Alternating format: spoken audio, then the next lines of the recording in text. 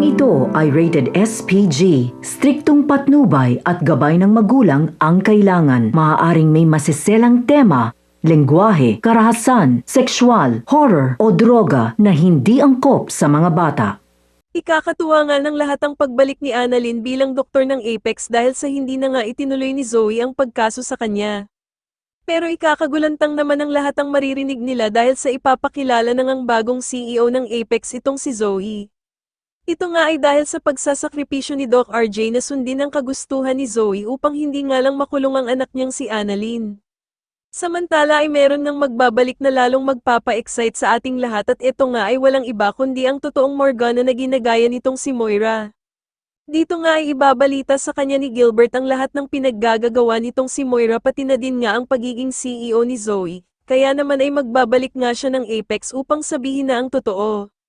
Sa kabilang banda naman ay lulubusin na nga nitong si Moira ang pagiging CEO ng anak niyang si Zoe, dahil dito nga ay uutusan nga niya si Annalyn na linisin daw nito ang banyo nitong si Zoe. Pero hindi na nga makakapayag si Lynette na minamaltrato nitong si Moira ang anak niya, kaya naman ay magkakasagutan na nga silang dalawa. Samantala ay mapapansin nga ni Harry na kahit naging CEO na nga ng Apex itong si Zoe, ay bakit hindi pa din nga daw siya maging masaya. At dito nga ay sasabihin ni Zoe na hindi nga daw niya kayang maging masaya kung ang tinuring nga daw niyang ama ay nakikita niyang malungkot dahil sa ginawa niya. Sa kabilang banda naman ay mukhang yayayain nga ni Dr. Kim itong si Annalyn na pumunta nga daw ng Korea dahil sa palagi nga daw siyang welcome sa kanilang lugar at siguradong magiging masaya nga daw siya doon.